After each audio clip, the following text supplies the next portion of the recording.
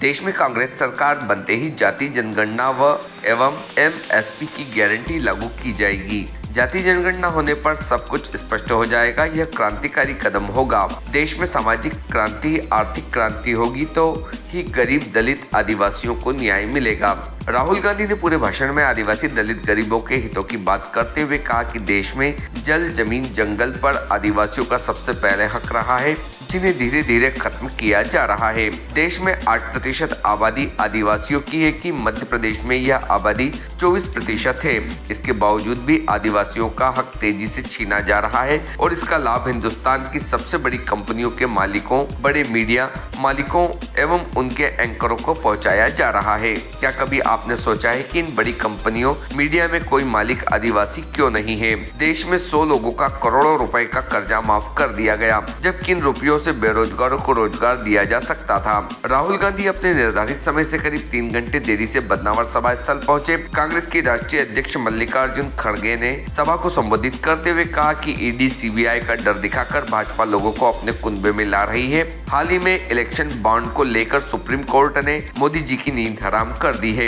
Election bond के मार्फत पूंजीपतियों से करोड़ों रुपए की वसूली कर रहे थे, जिस पर सुप्रीम कोर्ट ने संज्ञान में लेकर उन पूंजीपतियों के नाम उजागर करने को कहा, जिन्होंने मोटी रकम मोदी भाजपा को दी। लेकिन मोदी के दबाव में देश की सबसे बड़ी बैंक एसबीआई मोदी के दबाव में सुप्रीम कोर्ट में उन पूंजीपतियों के नाम देने में घबरा रही है, क्योंकि इससे देश का सबसे बड़ा भ्रष्टाचार जनता के सामने आ जाएगा। भाजपा पर प्रहार करते हुए खड़गे ने कहा कि हमसे सवाल करने वाली भाजपा पहले ये बताए कि मध्य प्रदेश में शिवराज चौहान को क्यों निकाला।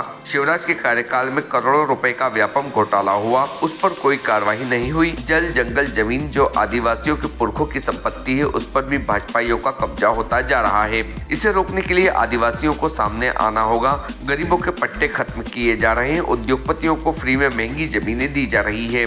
इस प्रकार अमीर गरीब के बीच बड़ी खाई बनाई जा रही है। इसको गरीब आदिवासियों को समझना होगा। आम सभा को प्रदेश अध्यक्ष जीतू पटवारी ने भी संबोधित किया। स्वागत भाषण नेता प्रतिपक्ष उमंग सिंगार ने दिया। सभा स्थल पर बने मंच पर कांग्रेस के राष्ट्रीय नेता जयराम रमेश, वेणुगोपाल, दिग्विजय सिंह, कांतिलाल भूरिया, मीनाक्षी नटराजन, अन्य सहित जिले के कांग्रेस के सभी विधायक उपस्थित थे। सभा के अंत में बदनावर विधायक भंवर सिंह शेखावत ने आभार माना। भारतीय न्यूज के लिए धार से साबिर खान, एफएम की रिपोर्ट। आदिवासी भाई बहन आज ज्यादा आए हैं, तो थोड़ी सी मैं आपकी बात करना चाहता हूं। कुछ समय पहले किसी ने मुझे मोबाइल फोन पे एक वीडियो भेजा। मध्य प्रदेश का कोई नेता था, मुझे वीडियो भेजा। मैंने वीडियो को प्ले किया, प्ले दबाया और उस वीडियो में एक बीजेपी का नेता आदिवासी युवा के ऊपर पेशाब कर रहा था। और मैंने सोचा ये कैसी सोच है कि बीजेपी का एक नेता आदिवासी पर पेशाब कर रहा है और दूसरी साइड उसका कोई चमचा वीडियो ले रहा है।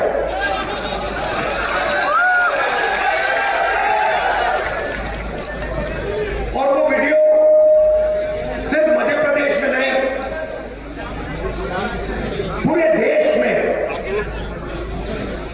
वायरल हुआ। शायद वो देश के बाहर भी गया हो।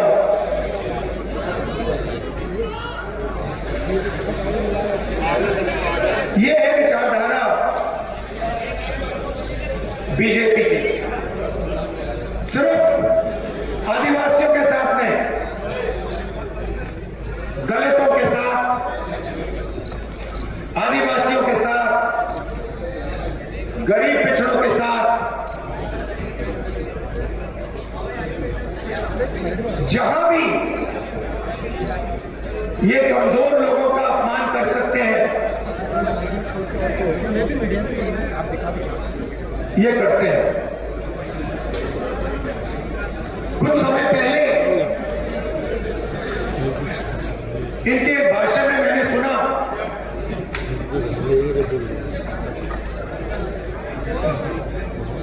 आदिवासियों को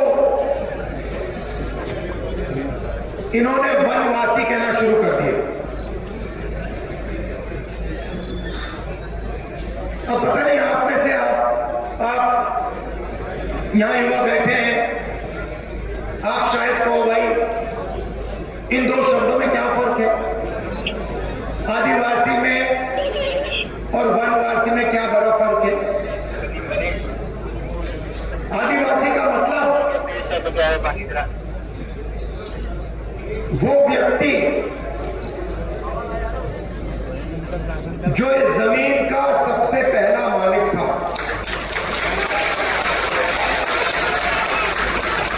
ये लोग आपको बताते नहीं है, मगर ऐसा समय था जब इस देश में, पूरे देश में आदिवासी लोग रहते थे। आप देश के पहले मालिक हो और ये आपको आदिवासी नहीं कहना चाहते,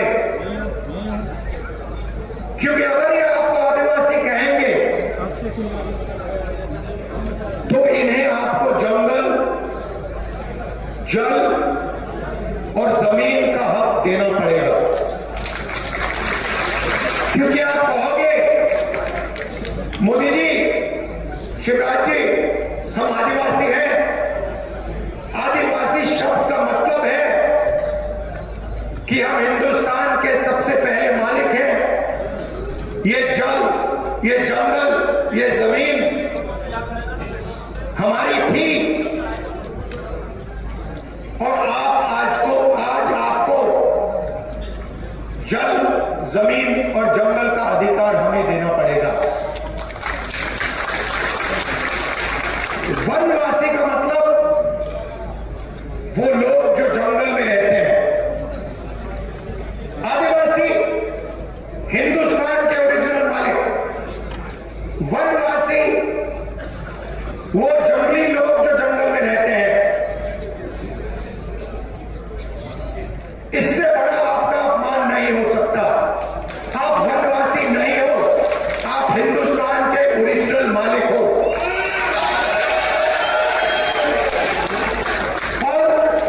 इस बात को समझकर, इस बात को मानकर कांग्रेस पार्टी ने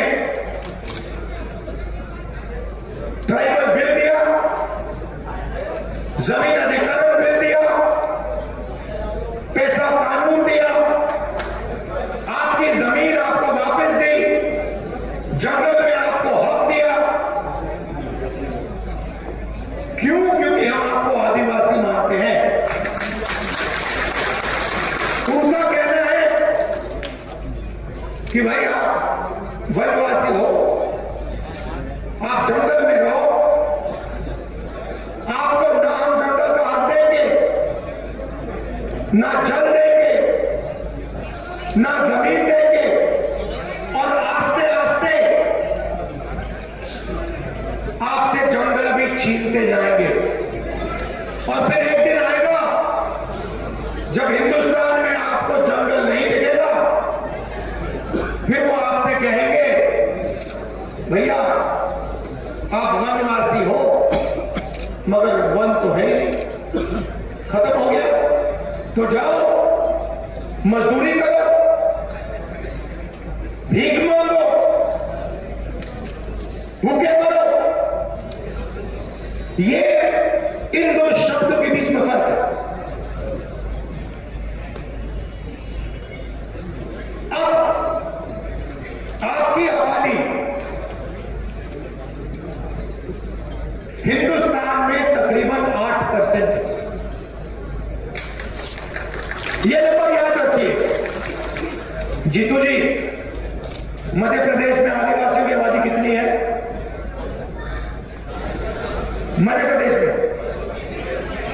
मध्य प्रदेश में आपकी 22% है।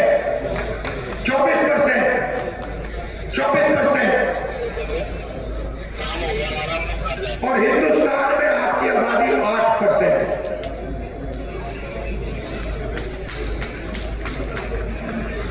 अब आप एक काम कीजिए,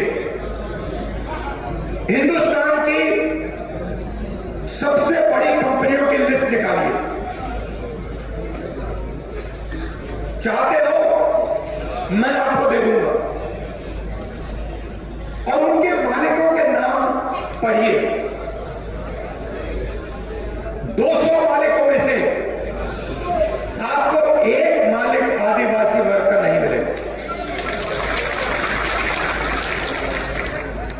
फिर मीडिया के मालिकों की लिस्ट निकालिए। ये बड़े बड़े जो एंकर हैं इनकी लिस्ट निकालिए। उस लिस्ट में आपको एक आदिवासी नाम नहीं मिलने वाला है। सही बोल रहा हूं, झूठ बोल रहा हूं? सही बोल रहा हूं ना? हिंदुस्तान की सरकार को 90 लोग चलाते हैं, IAS अफसर है।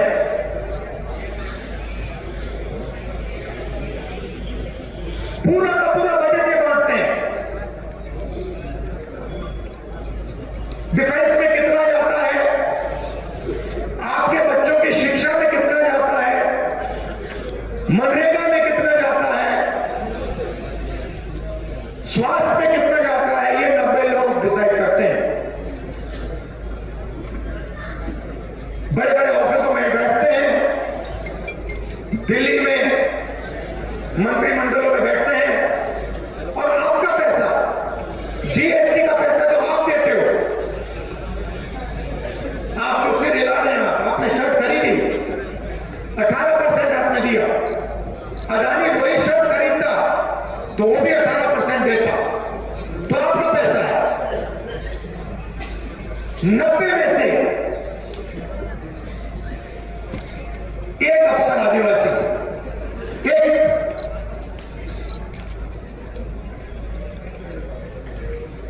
और अगर हिंदुस्तान की सरकार 100 रुपए खर्च करती है बजट में, तो आदिवासी अफसर 10 पैसे का निर्णय लेते हैं। आबादी 8%, भागीदारी 100 रुपए में से 10 पैसे।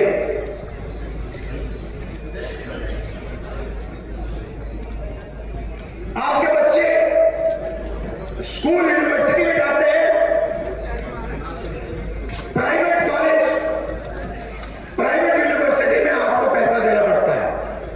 लाखों रुपए लगते हैं, लगते नहीं लगते, लगते हैं। प्राइवेट कॉलेज यूनिवर्सिटीज के मालिकों की लिस्ट निकालिए, उसमें आपको एक आदिवासी नहीं मिलेगा। चोट लगती है, प्राइवेट अस्पताल में जाते हैं, लाखों रुपए चले जाते हैं। सरकार उनको जमीन देती है, प्राइवेट अस्पतालों को फ्री में। किसकी जमीन है? अपनी जमीन। प्राइवेट अस्पतालों की लिस्ट निकालो, उसमें आपको एक आदिवासी नहीं मिलेगा, एक मालिक नहीं मिलेगा।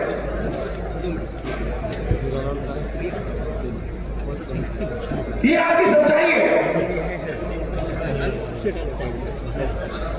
इसमें आप अकेले नहीं हो। जो आपके साथ हो रहा है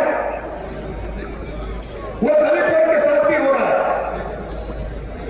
जो उनके साथ हो रहा है वो पिछड़ों के साथ भी हो रहा है, वो गरीब जनरल कास्ट के साथ भी हो रहा है।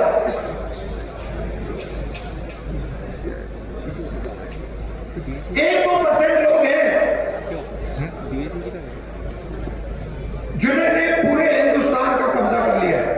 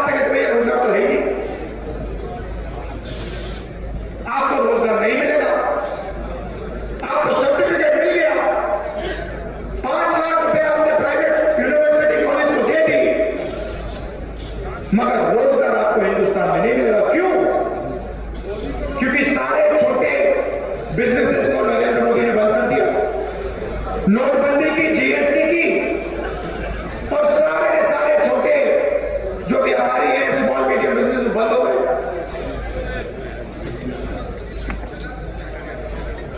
पूरा का पूरा काम 2-3 अरब के लिए हो रहा है।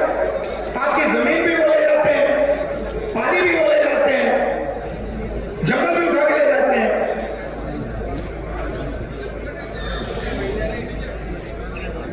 तो ये बदलना है। सबसे पहला कदम जाति जनगणना, जिससे सबको पता लग जाएगा इस देश में किसकी आबादी कितनी है, आदिवासी कितने हैं, उनके पास कितना धन है, कितनी संस्थाओं पर उनका कंट्रोल है, दलित कितने हैं, कितना धन है, कितनी संस्थाओं पर कंट्रोल है, पिछड़े कितने हैं, कितना धन है, कितनी संस्थाओं पर कंट्रोल है, सब आपके सामने आ जाएगा। क्रांतिकारी कदम है। हरी क्रांति, सफेद क्रांति, उतना बड़ा कदम है ये। और ये जैसे ही हमारी सरकार आएगी हमें करके दे देंगे आप।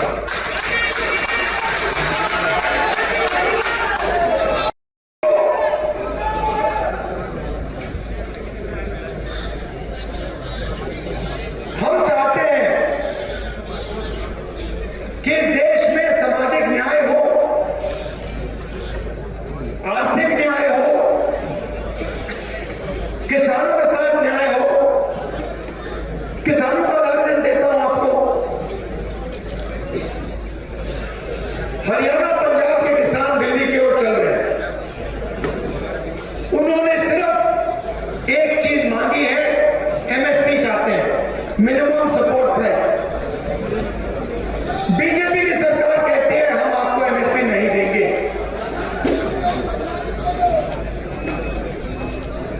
100 अरबपतियों का उन्होंने 16 लाख करोड़ रुपया माफ किया। मतलब 24 साल मनरेगा का पैसा उन्होंने 100 लोगों का माफ कर दिया। और किसानों का कर्जा माफ नहीं कर सकते, किसानों को एमएसपी नहीं दे सकते। हमारी सरकार आएगी दिल्ली में, पहला काम जाति जनगणना, दूसरा काम किसानों को एमएसपी की लीगल गारंटी, कानून बना देंगे कि इससे कम पैसे के लिए उनको मिनिमम इतना पैसा मिलेगा, कानून बना देंगे उठाकर।